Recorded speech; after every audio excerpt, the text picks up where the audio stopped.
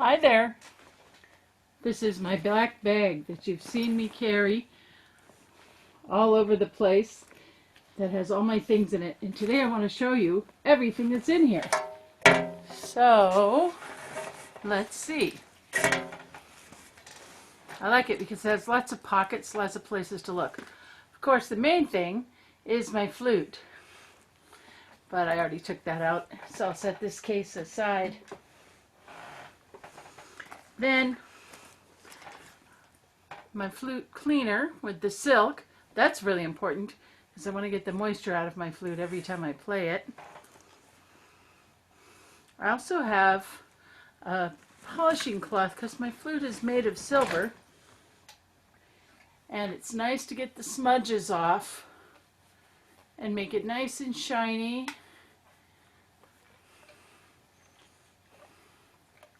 Silver tarnishes easily. Tarnish is what makes it get a little bit black in between. But mine's pretty nice and shiny. So that silver cloth is really handy. Put the flute back down. What else do I have in here? Well, let's see. In the main pocket, I have another, well, what is it? I'll set that down here. A wooden head joint. Changes the sound a little. That's called Mopani wood, that red wood. And look, I have another one. I really like exploring all these different sounds. And this one is a black wood, the same that a clarinet is made of. And that kind of wood is called grenadilla. Keep looking. What's this little case? Well, let's open it up. Inside this little case is a gold head joint. Yet another sound. I usually play the silver because that seems to work for a lot of situations, but it's kind of, the gold one is also nice to try out. Oh, well, I also carry my piccolo with me because I often have to play the piccolo on the same concert as I play the flute. Here it is in its little case.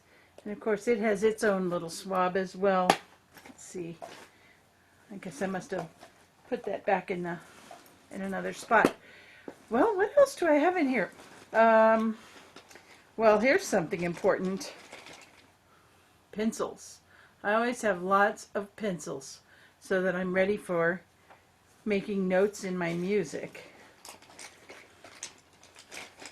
And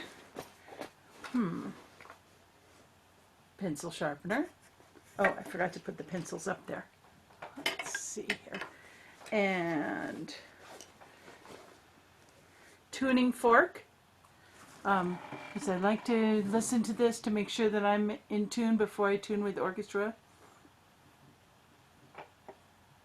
Hard to hear it out here.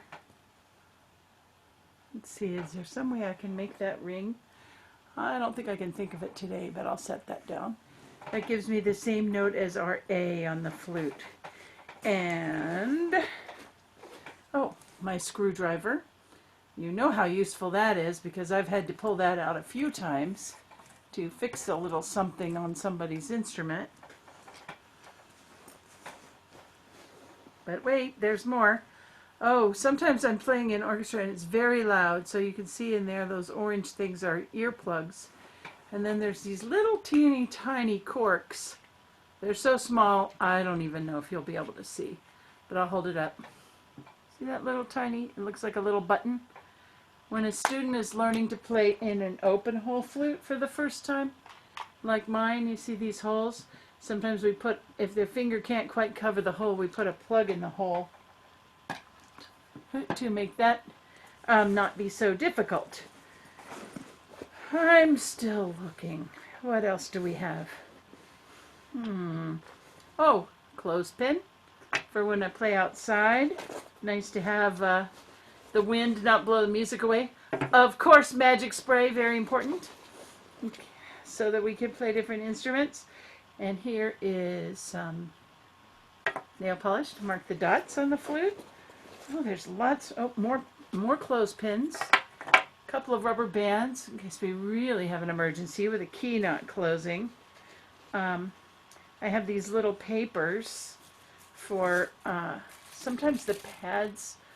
They're just a very thin kind of paper. Sometimes the pads get sticky. They make this sticky sound, and so when I use the paper, I just gently place it in there, and it quiets down the sticky. It picks up what's ever on there and makes it not sticky. Well, oh, I like to carry a hair clip along with me in case I'm at a concert and realize my hair's in the way. I guess not everybody would need that. And, oh look, another screwdriver. I guess I have a spare. There's a Band-Aid in case anybody gets hurt. You just never know. And some chapstick because, especially playing outside, but playing a lot and licking your lips, and and the lips get a little dry and chapped. This is cork grease because the piccolo has a cork. Where did I put that piccolo? Here it is. It has a cork where the head joint goes onto the body. You see this spot right here? And that cork is originally part of a tree, and it can get kind of dry, and so we put this special grease on it, and it makes the head joint slip on really nice. Let's see if there's anything else. Oh, some note paper. Get it? It has a note on it. Note paper. And a few Post-its. I sometimes use a Post-it to fix something on a flute. And here's a marker, because sometimes there's no markers in those rooms where we teach. And I think that's just about everything important. Oh, well, here's an eraser. Here's a big clip. I'm not sure where that came from, but maybe that's needed. I have one more pocket here. This pocket on the outside, I can put put the music in there, the books, the folders, whatever I'm taking for this particular situation. See if there's anything else exciting in the bottom of that. I'm going to feel around. Half a clothespin. Maybe that won't be very useful. So, it's a lot of things in my bag. But you can see they all have their uses, not maybe every single time, but at least some of the time. So I thought I'd play some music for you now. And I'm going to move this out of the way. Away with you. Oops. So the bag is blocking it. Let's put it over here. All right. Move this out of the way. There we go. I have a piece of music that's called The Song of the Wind, and I really like to play this because it has well, it has special memories because I've been playing it for a lot of my life. And I remember when I first discovered this piece, and I thought it sounded so mysterious. Somehow it sounded like there was an echo, and maybe you'll have that experience when you hear it. And it was fun to move my fingers quickly. I really enjoyed the quickness of it, and yet the tune of it seems slow. So I thought I'd play some of that for you. But maybe you want to hear bits of it on these different head joints that I brought. So this is the silver one that I usually play, which I really like. So that's why I play it so often. Oops, not quite put it. Gotta line my dots up. Here we go. So this is how the beginning of this song sounds.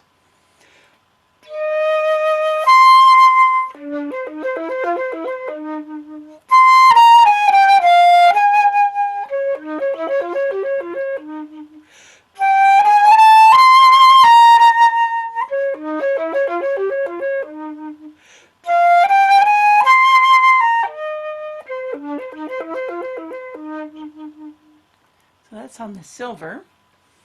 So let me take that off. And which one shall it be? How about, here we go. How about the grenadilla wood, the black wood like the clarinet.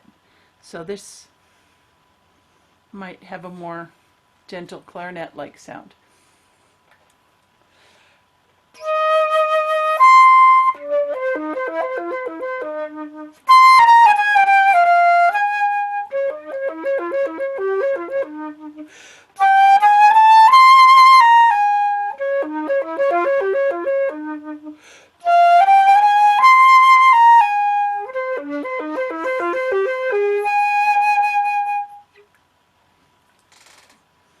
So there's that. Let's see, let me reach over here, close my eyes and see what I come up with. Oh, the gold. Okay. Now, a gold head joint is gold, but it's not 100% gold because that would be too soft and it would bend and scratch. So it's mostly gold. They measured in carats, you know how much gold there is. But you can see it's very pretty, but that's not the point. The point is that it has a different color of sound. A little bit hard to hear when it's not live, but let's see what you notice. Line up my dots.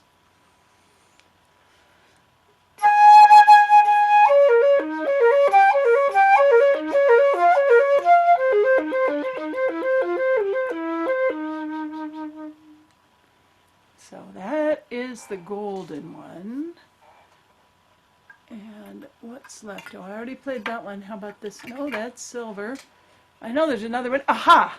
Here it is, the Mopani wood, the more red colored one. So you can see it's carved. Oh, how do I get that in the picture? Carved like a mouthpiece, the same kind of cut. But it's a little bit fatter than the metal head joint. And I line my dots up.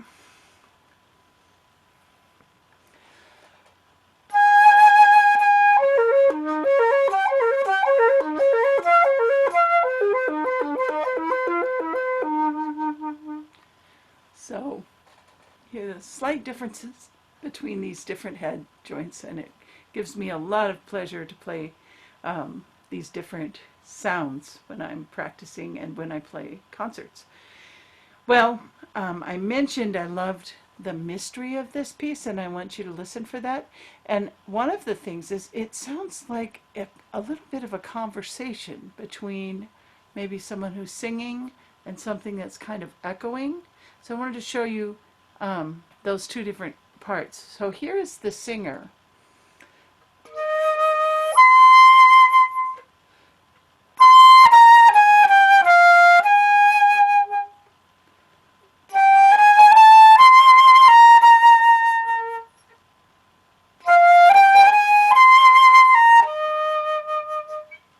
Very sustained and like a beautiful voice. And then here is the echoey, mysterious part. Like maybe there's somebody singing in a cave.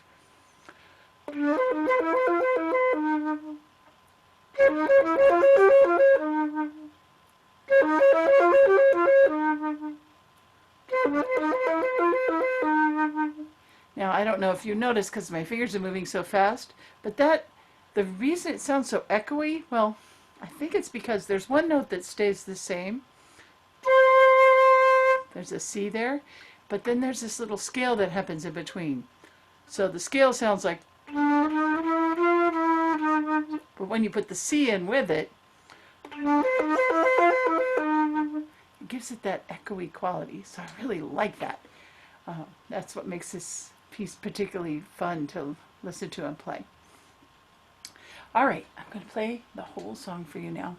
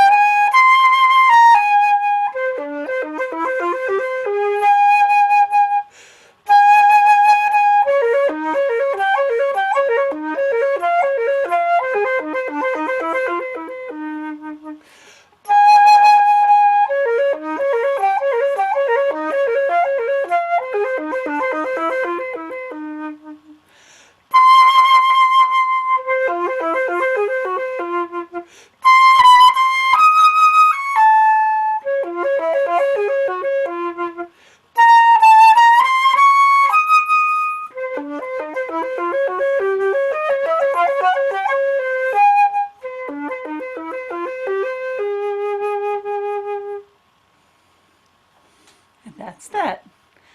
Thanks for joining me. I'll see you next time. I hope you'll play along with some of the old videos and really get those songs so that you have a great time playing them and everyone in your family gets to hear you. Bye-bye.